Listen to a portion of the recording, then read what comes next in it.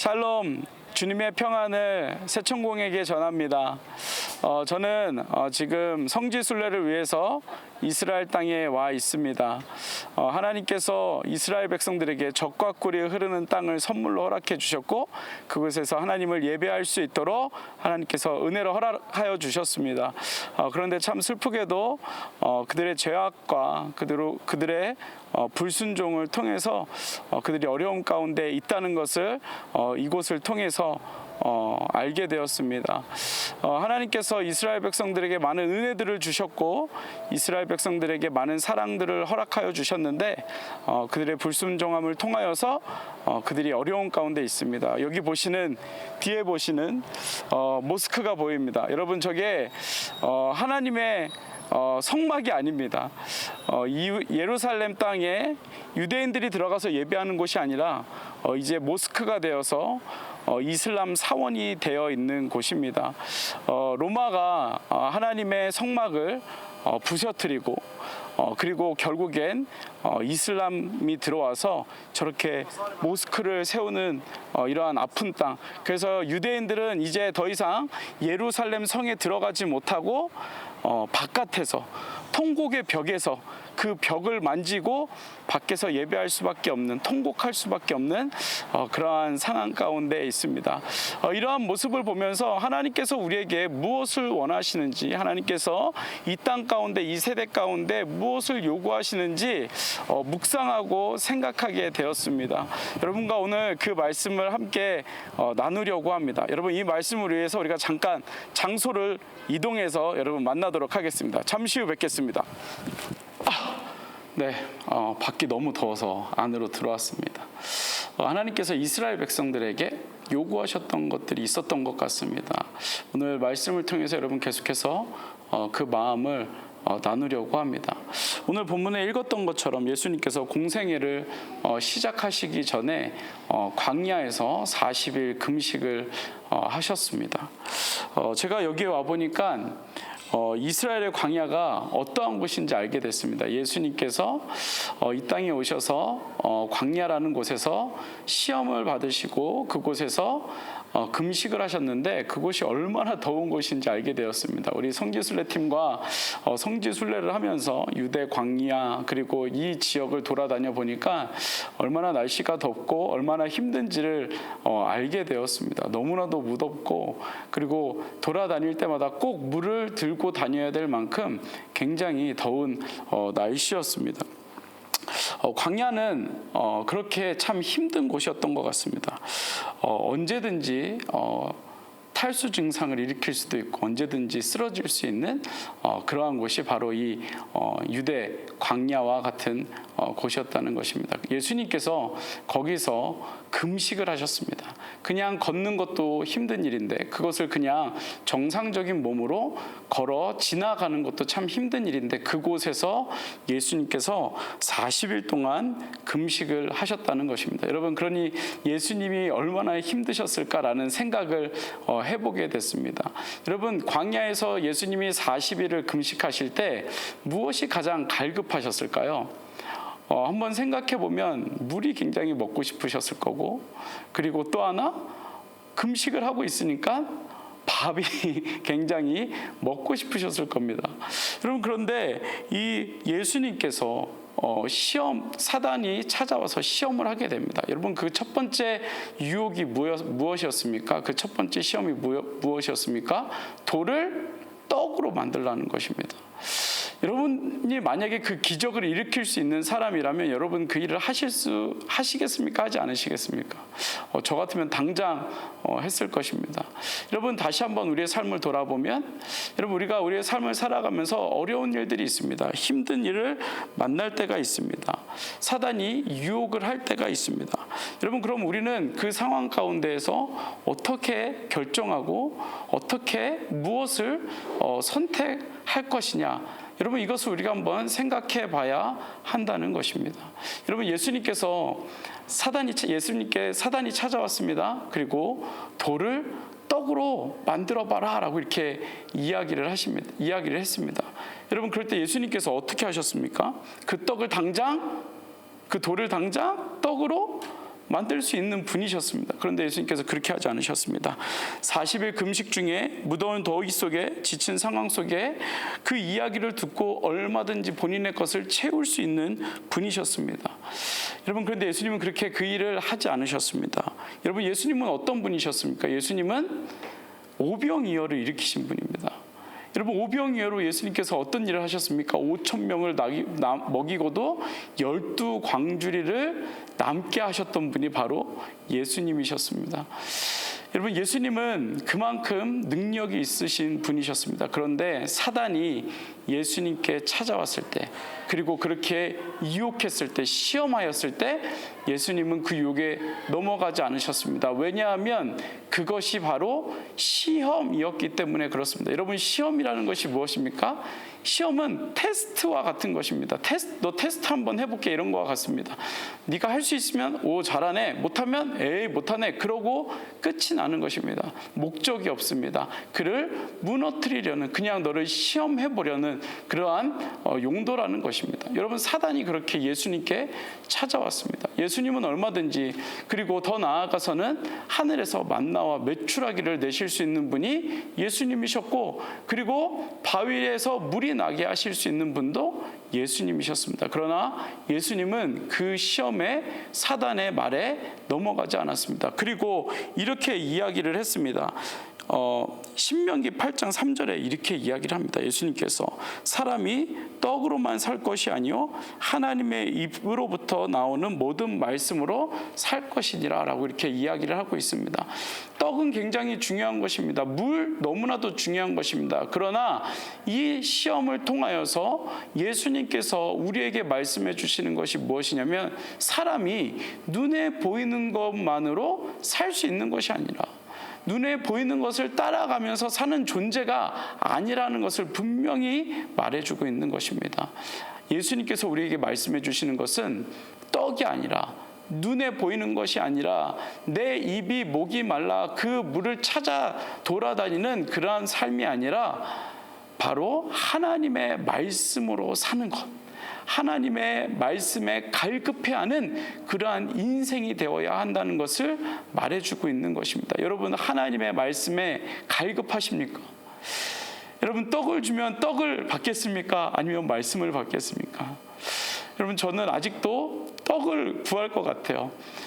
잠시 이 유대 광야를 지나가면서도 아우 더워 하면서 물을 찾았던 저의 모습을 돌아보게 됩니다. 여러분, 그런데 예수님께서 우리에게 분명하게 말씀해 주시는 것은 우리 삶에 하나님의 말씀이 우리의 영혼을 살리는 생명과 같은 말씀이다, 떡이다 라고 말해주고 있는 것입니다. 여러분, 우리가 세상에 따라갈 것들이 너무나도 많이 있습니다. 보여지는 게 너무나도 많이 있습니다. 여러분, 그러나 하나님께서 우리에게 요구하시는 것, 하나님의 말씀을 따라가는 것, 여러분, 그런 은혜가 저와 여러분들 가운데 있기를 간절히 소망합니다. 여러분, 직장 때문에, 또 육신의 연약함 때문에 힘든 것들, 그리고 구하고 싶은 것들 너무나도 많을 줄 압니다. 여러분, 그것 굉장히 중요한 것입니다. 그러나 여러분, 그것만 구하는 것이 아니라 그 가운데 하나님의 말씀을 구하며 하나님의 말씀대로 따라갈 수 있는 저와 여러분들의 삶이 되기를 간절히 소망합니다.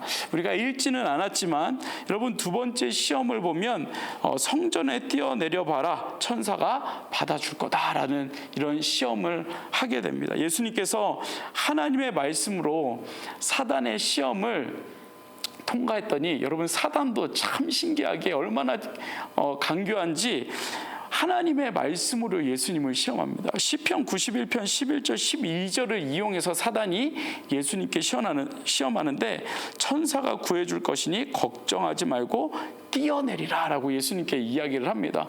하나님의 말씀입니다. 천사가 구해줄 거니까 뛰어내려라. 여러분, 그랬더니 예수님께서 다시 한번 뭐라고 하나님의 말씀으로 이야기합니까? 신명기 6장 16절, 내 하나님을 시험하지 말라. 내 하나님을 시험하지 말라. 내 하나님을 테스트하지 말라. 너는 그러한 존재가 아니다라고 이야기를 하는 것입니다. 여러분, 기적은 목적이 있어야 됩니다. 여러분, 예수님께서 기적을 일으키셨을 때는 분명한 목적이 있었습니다. 어떤 목적입니까? 영혼을 구원하시기 위한 목적이 있으셨습니다. 여러분, 사단이 예수님께 기적을 요구하는 것은 아무런 목적이 없습니다. 여러분, 예수님은 목적이 있을 때 기적을 일으키셨습니다. 여러분, 하나님께서 우리에게 기적을 일으키실 때는 분명한 목적이 있으십니다. 여러분들이 하나님께 기적을 요구한다면, 하나님의 기적을 위하여 기도하고 있다면 여러분, 그것에 분명한 목적이 있어야 한다는 것입니다. 어떠한 목적이요? 영혼 구원을 위한 목적이 있어야 한다는 것입니다. 여러분, 우리가 직장에 이력서를 놓고 기다리고 있습니다. 얼마나 갈급합니까? 광야에서 목마른 것처럼, 사슴이 목이 말라 물을 찾아 헤매는 것처럼 너무나도 갈급하고 다급한 그러한 마음일 것입니다. 여러분, 그 가운데 우리가 구해야 될 것은 분명히 물일 것입니다. 직장에 들어가서 일을 하게 되는 것일 것입니다. 그러나 그 가운데 우리가 기도할 때 하나님 앞에 기적을 일으켜 주십시오. 직장에 들어갈 수 있는 기적을 일으켜 주십시오. 그 가운데 여러분, 우리 마음에 어떤 소원이 있어야 된다고요? 영혼 구원을 위한 소원이 있어야 한다는 것입니다. 하나님께서 이 직장을 통해서 나에게 말씀하시는 것이 무엇인지를 우리가 알아야 한다는 것입니다. 그 가운데 하나님의 기적이 여러분들 가운데 일어날 수 있게 되어진다는 것입니다. 여러분, 그 기적이 있기를 간절히 소망합니다. 여러분, 그 소원이 있을 때 우리가 이 세상에 어딘가에 낭떠러지에 떨어졌을 때 하나님께서 여러분들을 두 손으로 품어주신다는 것입니다. 여러분, 그 은혜에 경험할 수 있는 저와 여러분 되기를 간절히 소망합니다. 여러분, 세 번째입니다. 세 번째 시험은 어떤 시험이었냐면, 나를 경배하면, 사단을, 마귀를 경배하면 천하 만국의 영광을 얻게 될 것이다 라는 시험을 하게 됩니다. 여러분, 사단이 예수님께 와서 예수, 네가 만약에 나한테 절하면, 나를 경배하면 이 땅에 보이는, 이 여기에 보이는, 이 예루살렘에 보이는, 이 가나안 땅에 보이는 모든 것, 이 모든 것이 너를 경배할 거야. 너를 높여줄 거야. 너한테 이 온 천하 만국을 다 너한테 줄 거야 라고 이렇게 이야기를 합니다. 여러분, 그랬더니 예수님께서 뭐라고 말씀하시냐면, 신명기 6장 13절을 통해서 이런 말씀을 하십니다. 하나님만을 섬길 것이라. 여러분, 우리가 섬기는 것은 세상이 아닙니다. 우리가 섬기는 것은, 내가 섬겨야 할 것은 바로 누구라고요? 하나님만 섬길 것이다. 이렇게 다시 말하면 우상을 섬기지 말라는 것입니다. 여러분 마음 가운데 하나님보다 사랑하고 있는 것을 버려야 한다는 것을 이야기해 주고 있는 것입니다. 여러분, 우리의 삶 가운데 우상이 너무나도 많죠. 저 같은 경우에는 자녀일 수도 있고, 그리고 제가 좋아하는 레고도 될 수도 있고, 전자제품일 수도 있고, 여러 가지 좋아하는 것들 너무나도 많이 있습니다. 그러면 하나님이 우리에게 원하시는 것은 하나님보다 사랑하고 있는 것이 무엇인지 돌아보는 삶을 원하신다는 것입니다. 내가 하나님 앞에 걸어 나아가는데 걸림돌이 되는 것, 나를 주춤하게 만드는 것, 나의 발을 잠깐 멈추게 만드는 것, 그것이 무엇인지를 돌아봐야 한다라는 것을 예수님께서 이 시험을 통하여서, 사단의 시험을 통하여서, 이 광야의 시험을 통하여서 우리에게 이야기해주고 있는 것입니다. 여러분, 그래서 우리가 오직 하나님만 섬길 수 있는 여러분 그런 은혜, 저와 여러분들의 삶이 되기를 간절히 소망합니다. 여러분, 광야를 지나는 것은 하나님 없이는 불가능합니다. 광야를 지날 때 우리를 도울 수 있는 분은 하나님밖에 없습니다. 여러분, 제가 유대 광야를 잠깐 걸어봤지만 아무것도 없습니다. 나를 도와줄 사람이 아무도 없습니다. 물도 없습니다. 오직 하나님 한 분만이 나를 도와주실 수 있습니다. 여러분, 여러분들의 인생을 걸어가는데, 여러분 이 세상을 걸어가는데, 이 실리콘밸리에서 살아가는데 여러분들을 도와줄 사람은 하나님밖에 없습니다. 이 실리콘밸리에서 누군가는 나를 밟고 올라가려고 하지 나를 들어 올려줄 사람은 없습니다. 여러분, 그것이 우리의 삶이지 않습니까? 여러분들도 누군가를 지금 밟고 올라가려고 무단히 애를 쓰고 우리가 살아가고 있지 않습니까? 여러분, 그러한 치열한 경쟁 속에서 우리를 살려주실 분, 우리를 인도해 주실 분, 우리에게 물을 주실 분은 하나님밖에 없다는 것을 예수님께서 이 시험을 통해서 우리에게 말씀해 주고 있는 것입니다. 여러분, 결국 인간이 머리를 굴려봐야 할 수 있는 것이 무엇인지 아십니까? 금송아지를 만드는 것밖에 없습니다. 광야를 지날 때 금송아지를 만들 수밖에 없는 그런 인간의 모습을 우리가 보게 되는 것입니다. 우리의 삶은 광야 같은 삶입니다. 그리고 늘 시험이 있고 늘 어려움이 있고 늘 유혹이 있는 삶입니다. 그것이 저와 여러분들의 삶입니다. 그 누구도 피해갈 수 없습니다. 여러분, 그렇기 때문에 우리 삶 가운데 하나님의 말씀이 필요한 것입니다. 여러분, 그런데 중요한 게 무엇이냐면, 여기 왔더니 유대인들이 하나님의 말씀을 얼마나 많이 읽는지 모릅니다. 모든 종교 중에 그 신의 말씀을 가장 많이 읽는 종교가 유대교라고 합니다. 여러분, 유대인들이 항상 말씀을 들고 다니면서 항상 말씀을 외웁니다. 여러분, 그런데 우리에게 더 한 가지 더해야 할 것이 있습니다. 그것이 무엇이냐면 그 말씀에 순종하는 것입니다. 그리고 그 말씀을 믿는 것입니다. 여러분, 그것이 무엇입니까?